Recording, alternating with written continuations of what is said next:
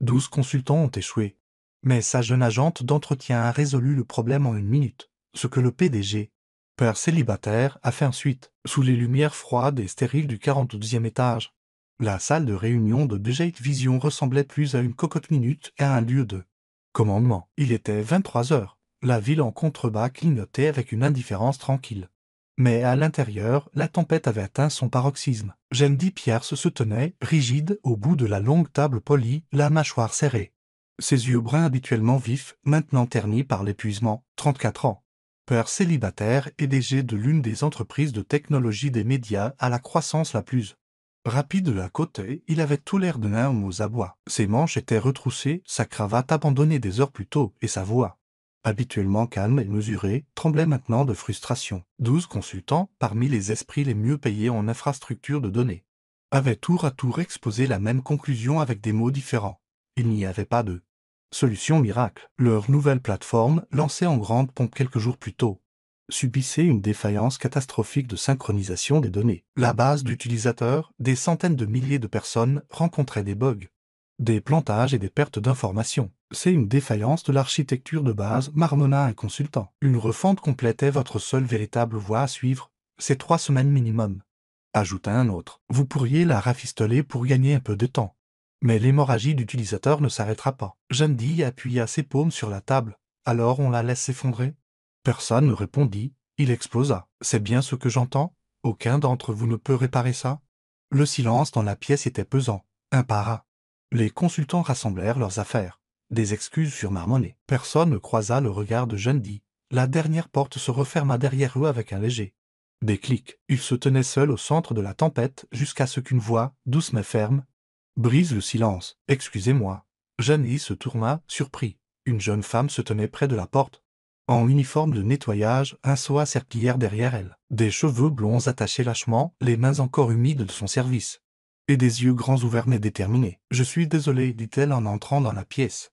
Mais je crois que je sais où est le problème. » Jandy cligna des yeux, incertain d'avoir bien entendu ce qu'il croyait avoir entendu. L'agente d'entretien, jeune, blonde, mesurant à peine 1,50 m, les mains encore humides de sa serpillière, se tenait sur le seuil avec une détermination tranquille. Le bourdonnement sourd des néons était le seul son dans la pièce chargée de tension. Pendant quelques secondes, personne ne bougea. Tous les regards se tournèrent vers elle, certains fronçant les sourcils avec incrédulité, d'autres simplement frappés de mutisme. Puis Jandy fit un pas en avant, sa voix calme et empreinte de curiosité. « Qu'avez-vous dit ?» La jeune femme déglutit, son regard balayant la salle remplie de professionnels épuisés. Lui revenant sur lui. « Je pense », elle marqua une pause, trouvant son courage. « Je pense que je sais où est le problème. » Des murmures commencèrent à onduler dans la pièce, comme des vagues frappant du verre. L'un des jeunes consultants haussa un sourcil. Un responsable technique au fond de la salle ricana à voix basse, mais s'arrêta brusquement quand Jandy leva la main. Le silence se fit de nouveau dans la pièce. Il lui fit un signe de tête. « Continuez. » Son bas, encore accroché de travers à son polo délavé, indiquait Victoria. Elle entra timidement dans la pièce, ses chaussures crissant légèrement sur le carrelage poli. Elle s'approcha lentement du tableau blanc, presse avec révérence, comme quelqu'un qui avait rêvé d'être ici mais n'avait jamais osé croire que cela arriverait. « Vraiment, puis-je » demanda-t-elle, sa main planant au-dessus d'un marqueur effaçable à sec. Jandy fit un geste vers le tableau. « À ce stade, nous sommes tout oui. » Victoria déboucha le marqueur, prit une profonde inspiration et commença à dessiner. Ses lignes étaient simples, des cercles, des flèches, des boîtes. Pas d'équation, pas d'acronyme, juste l'essence du problème. Mise à nu, elle narrait tout en travaillant. « Imaginez un meuble de classement, dit-elle, sa voix douce mais stable. Mais quelqu'un a classé un dossier dans le mauvais tiroir. Quand vous essayez de le trouver, vous êtes redirigé vers le mauvais endroit encore et encore. » Elle dessina une flèche en boucle entre deux formes. C'est là que le cycle commence. Le système synchronise des données obsolètes et, au lieu de les remplacer par de nouvelles entrées, il continue de boucler vers la même source invalide. Donc, chaque fois qu'un utilisateur se connecte ou fait une demande d'action, boum, il se heurte au même mur. Elle ajouta un autre cercle, et comme la synchronisation automatique est active sur toute la plateforme, tous les sous-systèmes font cela simultanément, comme si tout le monde, dans l'entreprise, essayait d'appeler la même pizzeria en même temps sur une seule ligne fixe. Cela provoqua une vague de rire. Pas des rires moqueurs, c'était le genre de soulagement qui vient après des heures de stress, quand quelqu'un met enfin des mots sur la chose que personne d'autre ne pouvait comprendre. Jandy s'avança, croisant les bras. Son expression difficile à lire. L'un des ingénieurs principaux se pencha en avant. Les yeux plissés. Elle a raison. C'est la description d'une erreur de boucle principale. Sans même utiliser le terme, Victoria fit un petit signe de tête. Vous n'avez pas besoin de tout réécrire. Il suffit de désactiver la synchronisation automatique pendant environ 30 minutes, de réindexer la structure de lien maîtresse et de réintroduire les commandes de restauration. Mais en séquence, pas toutes en même temps. Sur le côté de la salle, un jeune développeur tapait déjà rapidement, exécutant des commandes de test dans le système. Les autres se penchèrent, les yeux rivés sur les écrans. Personne n'osait parler. Les secondes passèrent, puis le développeur leva les yeux écarquillés. Ça marche, souffla-t-il. Le flux de données se stabilise. Des halètements suivirent, puis des acclamations, des tapes dans le dos. Un consultant resta bouche bée. Un programmeur poussa un cri de joie. La tension se brisa, et la pièce reprit vie. Non pas dans la panique, mais dans une célébration stupéfaite. Pourtant, Jandy n'acclama pas, il ne bougea pas. Il regardait simplement Victoria comme s'il la voyait pour la première fois. Elle se tenait tranquillement, le marqueur toujours à la main. Les yeux baissés, il s'approcha d'elle lentement et quand il parla, sa voix était basse et respectueuse. Vous venez de sauver cette entreprise avec rien d'autre qu'un marqueur et du courage. Victoria sourit, modeste et hésitante. Les joues rosies, je ne sais pas si j'ai sauvé quoi que ce soit, je me suis juste souvenu de quelque chose que j'adorais faire. Et à cet instant, pour la première fois de la nuit, Jandy ressentit quelque chose de plus puissant que le soulagement.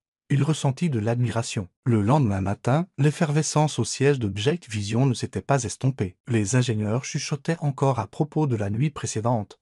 Comment une agente d'entretien avait résolu le cache de données que 12 experts n'avaient pas pu régler. Mais Jandy Pierce, le PDG, n'était pas intéressé par les ragots. Il fixait la paroi de verre de son bureau, regardant le reflet de la femme qui venait de sauver son entreprise. Victoria se tenait près de la porte, mal à l'aise dans son uniforme de service, comme si elle n'était pas sûre d'avoir le droit d'entrer.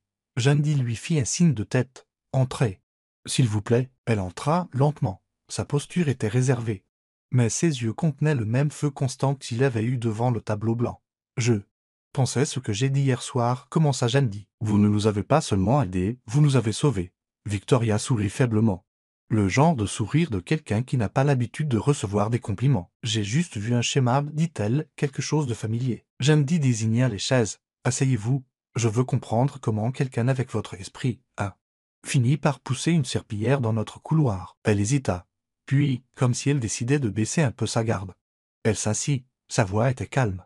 Mais chaque mot semblait être un pas à travers quelque chose de douloureux. « J'étais en spécialisation sciences des données. » Commença-t-elle à Noëlstat. « J'étais douée pour ça, j'adorais ça, en fait. Mais mes parents, non. Mon père est chirurgien. Ma mère pharmacienne, la technologie n'était pas quelque chose qu'ils respectaient. Surtout pour une fille. Ils appelaient ça un domaine de garçon. » Jandy haussa les sourcils. « Sérieusement ?»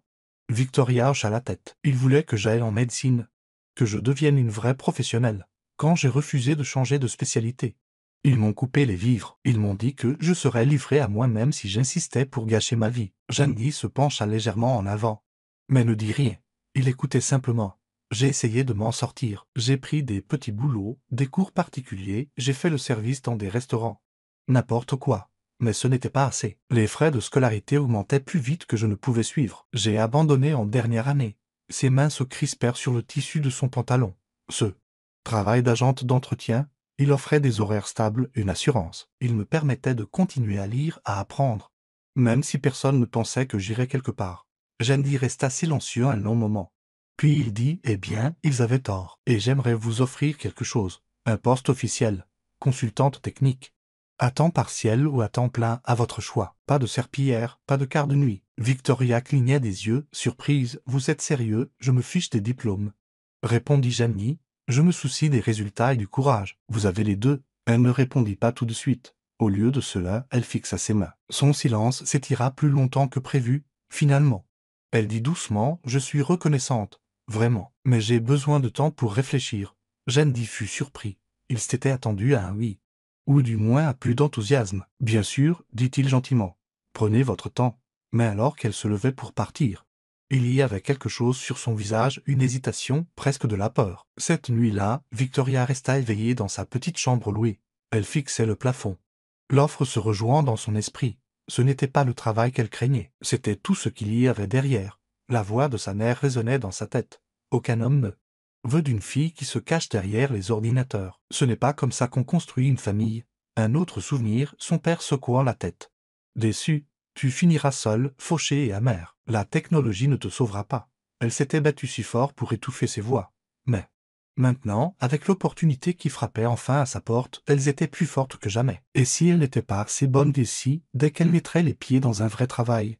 Tout le monde réalisait qu'elle était une imposture, son cœur battait la chamade. Elle était terrifiée. Non pas de l'échec, mais de leur donner raison. Et pourtant, quelque part dans sa poitrine, le vieux feu vacillait encore. La partie d'elle qui restait éveillée toute la nuit à lire des forums de codage, à déboguer pour le plaisir, à rêver de concevoir ses propres algorithmes. Peut-être, pensa-t-elle, que le rêve n'était jamais mort. Peut-être qu'il attendait juste une chance, et que quelqu'un y croit. Mais était-elle prête à croire en elle-même?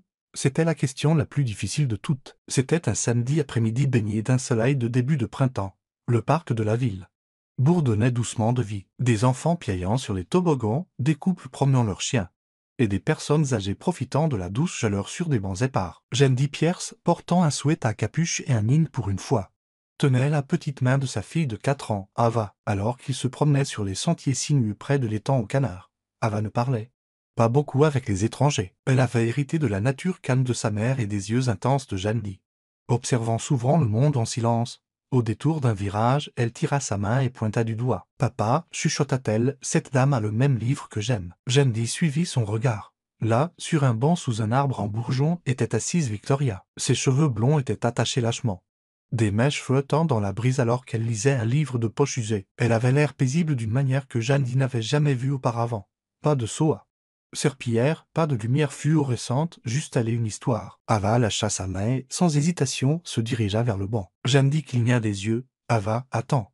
Mais c'était trop tard. Sa fille se tenait déjà à côté de Victoria, jetant un coup d'œil au livre. Victoria leva les yeux, surprise un instant, puis sourit, un sourire chaleureux et sincère. « Salut, dit-elle gentiment. » Ava ne répondit pas. Elle grimpa simplement à côté d'elle, replia ses jambes sous elle et fixa le livre. Victoria gloussa doucement, puis plongea la main dans son sac et en sortit un petit bonbon emballé. « Tu en veux ?»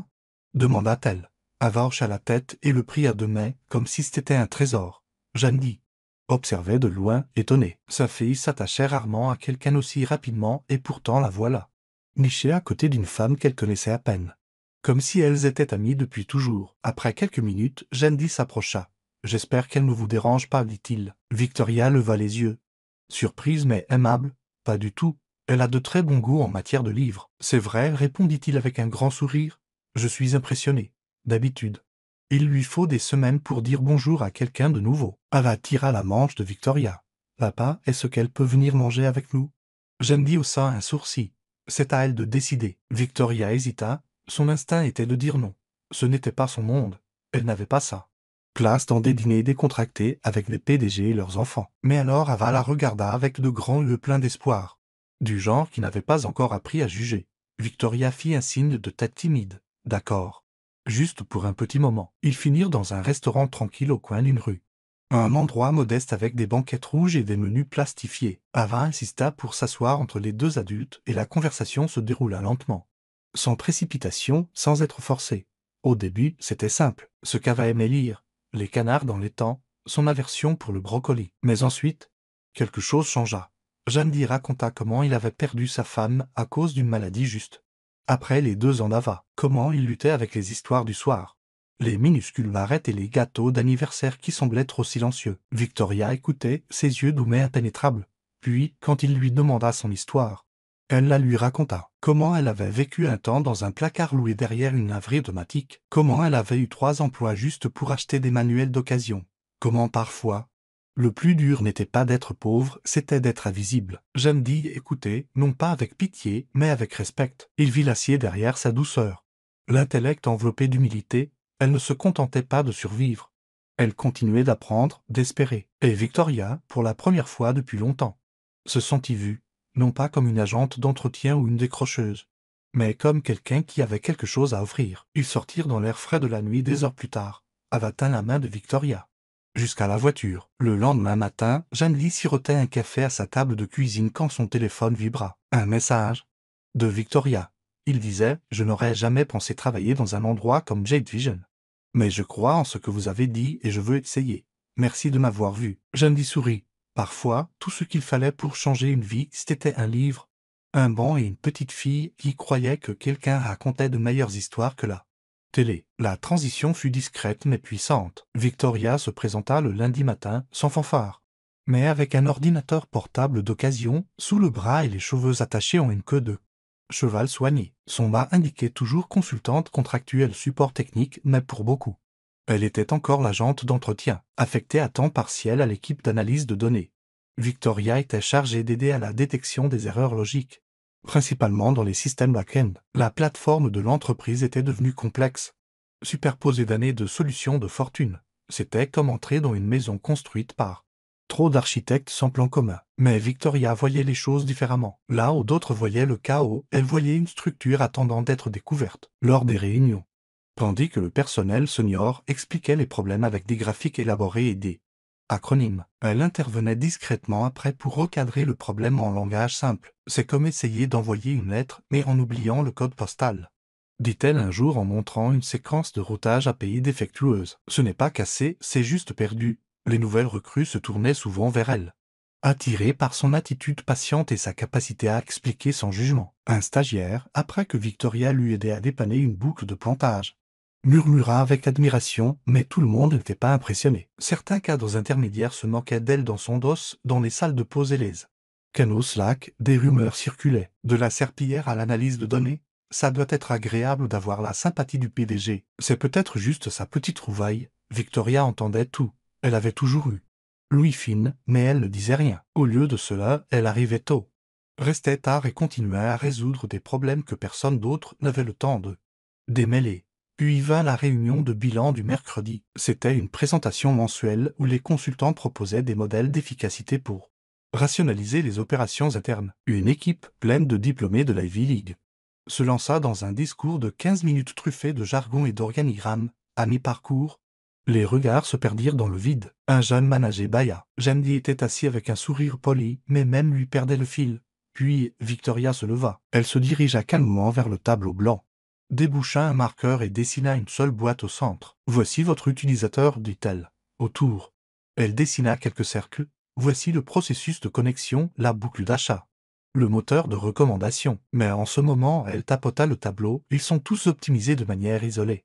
Pas pour la personne au milieu. Le silence tomba. Pas de mots à la mode, pas de graphique, juste de la clarté. Elle dessina des flèches reliant les cercles, redessinant la plateforme comme un flux qui commençait et se terminait avec l'expérience de l'utilisateur, pas seulement la logique back-end. Quand elle eut terminé, personne ne bougea.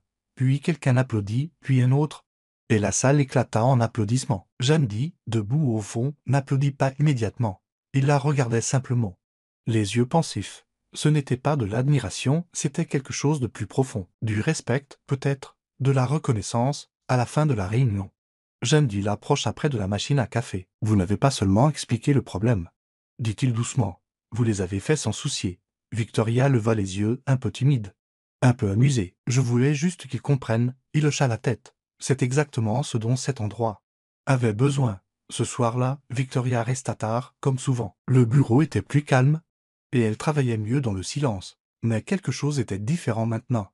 Elle ne se sentait plus comme une invitée. Elle avait sa place, non pas parce qu'elle avait un titre, mais parce qu'elle avait gagné la confiance, celle qu'aucun CV ne peut acheter, et dans une entreprise pleine de beaux parleurs. Elle avait prouvé que la voix la plus discrète pouvait encore diriger la salle. C'est arrivé un mercredi après-midi, 3 jours seulement avant le lancement très attendu du nouveau produit de l'entreprise. Victoria avait été chargée de la dernière vérification de l'assurance qualité, un contrôle méticuleux de l'intégrité des données avant que la nouvelle fonctionnalité ne soit mise en ligne. Elle avait signalé un conflit potentiel dans le protocole de synchronisation automatique la nuit précédente, soumettant un rapport détaillé aux responsables. Mais personne n'avait donné suite. Et maintenant, lors du test en direct devant les investisseurs et les partenaires médias, le système se figea. Pas une, mais 2 fois. La salle s'était refroidie, immédiatement. Un murmure s'éleva parmi les managers. Les doigts commencèrent à pointer, discrètement d'abord, puis plus directement. C'était son module, non, elle n'est là que depuis quelques semaines. À quoi vous attendiez-vous? Je l'ai dit depuis le début. Voilà ce qui arrive quand on embauche quelqu'un sans formation formelle. Victoria se tenait sur le côté de la salle, figée. Les écrans autour d'elle clignotaient d'erreur. Elle pouvait entendre chaque mot. Chaque doute, son souffle se coupa dans sa gorge. C'était exactement comme le jour où sa mère lui avait dit qu'elle gâchait sa vie. Le jour où son professeur avait dit « Vous n'avez pas les bases pour réussir dans ce domaine ». Tout cela revenait en écho. Un chef de projet senior rapprocha Jandy plus tard dans la soirée. Nous devrions reconsidérer son rôle. Elle est talentueuse. Mais elle est risquée. Jandy ne répondit pas. Cette nuit-là, Victoria emballa ses affaires en silence. Elle laissa son bas sur son bureau. Il n'y avait pas de lettre de démission. Juste le repli silencieux de quelqu'un qui avait appris trop de fois que le sentiment d'appartenance avait une date d'expiration. Mais alors qu'elle atteignait l'ascenseur, une petite voix l'appela derrière elle. Mademoiselle Victoria, c'était Ava, la fille de Jandy. En pyjama, tenant un dessin. J'ai fait ça pour toi. L'image était simple, des bonshommes allumés sous un arc-en-ciel, en lettres de crayon gras. Il était écrit « Mademoiselle Victoria est mon héroïne ». Victoria s'agenouilla, les yeux embués. Elle prit le dessin dans ses mains tremblantes et le pressa contre sa poitrine. « Merci », murmura-t-elle. Ava sourit simplement et la serra dans ses bras. Victoria ne partit pas. Le lendemain matin, elle entra dans la salle de réunion. Son bas de nouveau accroché, la tête haute. Elle attendit que la salle soit pleine. Puis, avec une conviction tranquille, elle se leva et ouvrit le rapport qu'elle avait envoyé des jours plus tôt. « J'ai signalé 7. Erreur avant le test, commença-t-elle. Page 3, section 2. Il décrit exactement où le point de défaillance se produirait si la synchronisation automatique n'était pas découplée de la nouvelle fonctionnalité. Elle passa à la diapositive suivante. Les données étaient claires, horodatées, vérifiées. Silence, puis des murmures. Alors Jandy se leva. Il se tourna vers la table des managers. Sa voix était calme mais ferme. La prochaine fois, dit-il, écoutez les gens qui savent réellement ce qu'ils font. Pas de colère, pas de voix élevée. Juste la vérité. Victoria sentit sa poitrine se soulever avec quelque chose qu'elle avait rarement ressenti dans des salles comme celle-ci. La validation, pas celle que l'on m'en dit, celle que l'on gagne et que l'on reçoit enfin.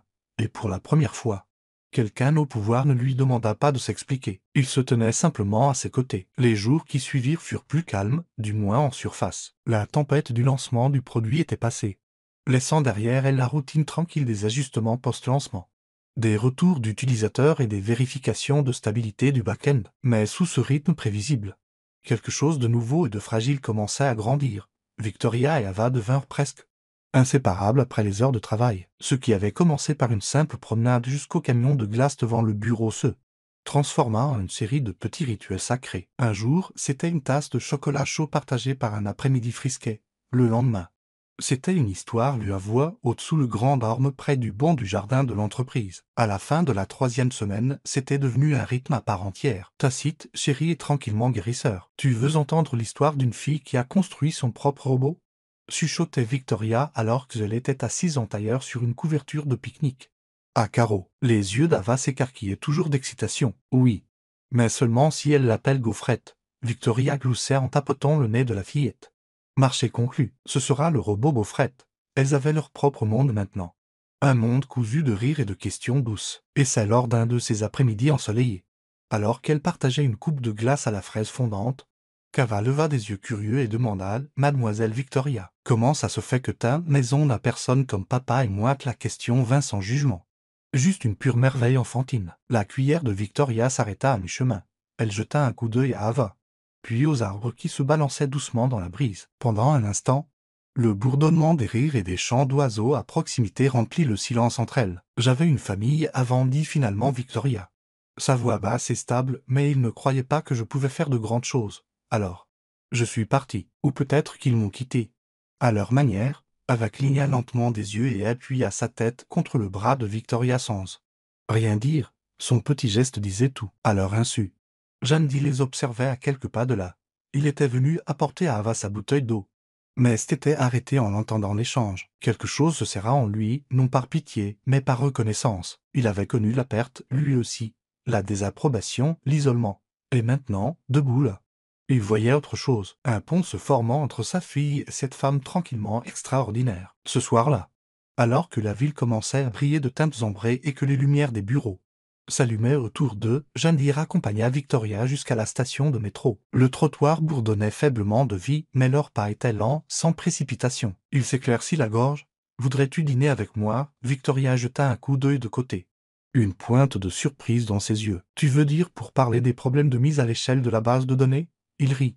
Le son chaud et désarmant. « Non, je veux dire dîner. On ne parle pas de travail.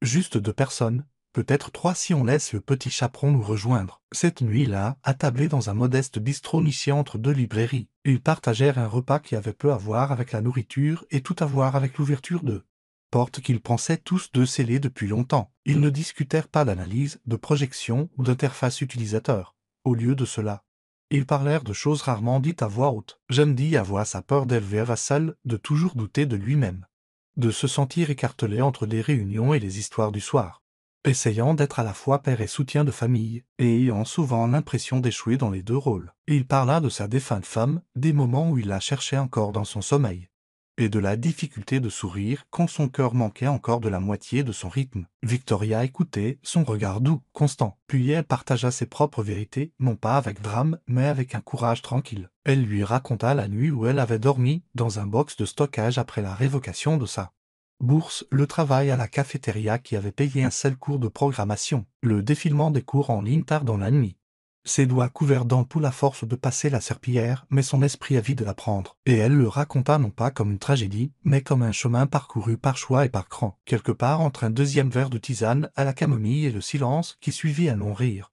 Jeandy tendit la main à travers la table. Il prit la sienne, non pas comme un patron, non pas comme un bienfaiteur, mais comme un homme qui voyait quelque chose de précieux chez une femme qui avait appris à porter sa propre lumière. Victoria baissa les yeux sur leurs mains jointes un instant, puis le regarda de nouveau. Dans ses yeux, elle ne vit aucune attente, aucune pitié, juste la paix. Et dans son contact, Jeandy sentit quelque chose qu'il n'avait pas connu depuis des années, l'espoir. 6 mois plus tard, l'atmosphère à Jade Vision s'était subtilement, mais indubitablement transformée. L'intensité stérile qui planait autrefois sur le laboratoire de données s'était adoucie pour devenir quelque chose de plus chaleureux, de plus collaboratif. Les rires étaient plus fréquents pendant les pauses déjeuner. Les ingénieurs se portaient volontaires pour encadrer les stagiaires sans qu'on le leur demande. Et de temps en temps, quelqu'un, que ce soit un assistant ou un responsable technique chevronné, disait, et soumettant ça à Victoria.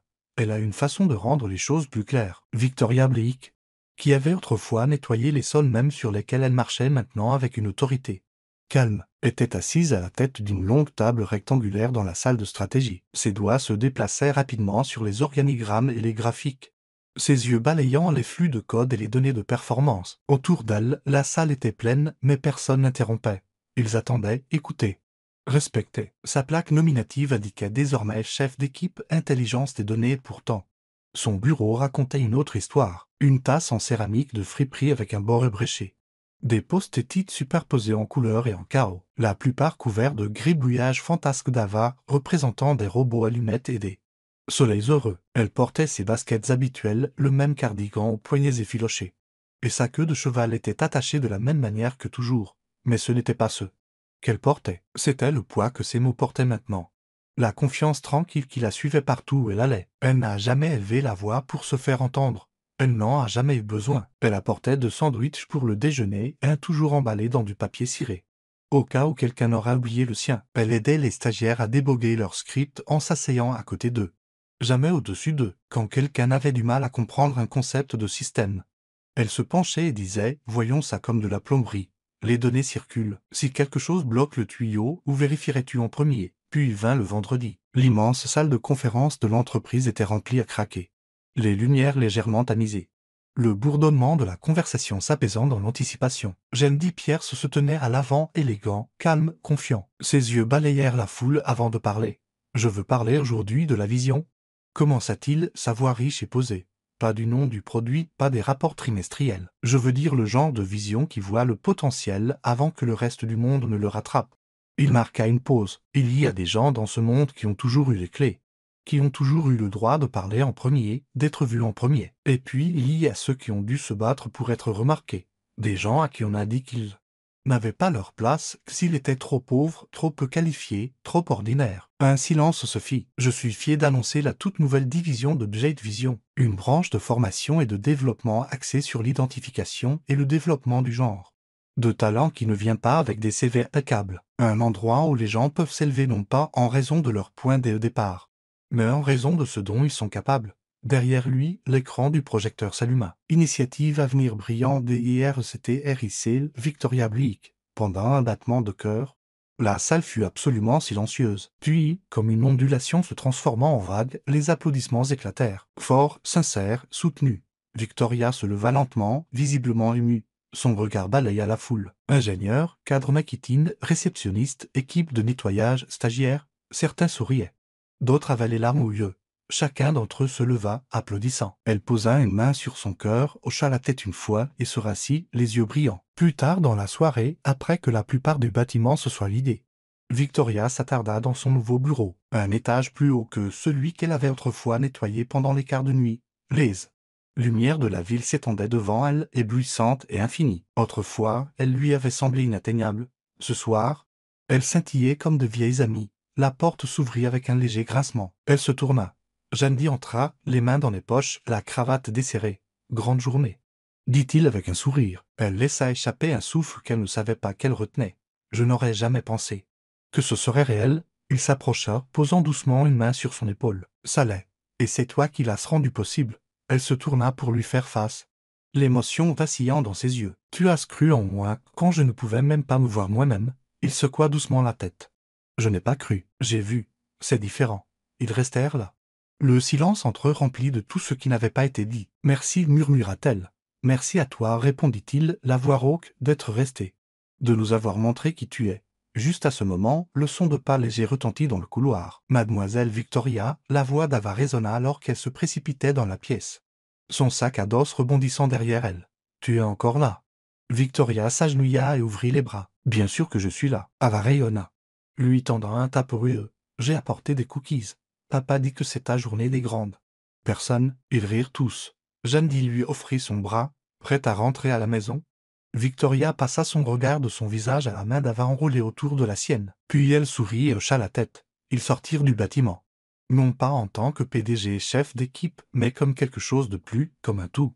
Comme une famille. Si cette histoire a remué quelque chose de profond en vous, si elle vous a rappelé que le courage se trouve dans les moments tranquilles, et que parfois les personnes les plus négligées portent la lumière la plus brillante, alors vous n'êtes pas seul. Le parcours de Victoria, de l'ombre à la lumière, nous montre qu'aucun rêve n'est jamais vraiment perdu.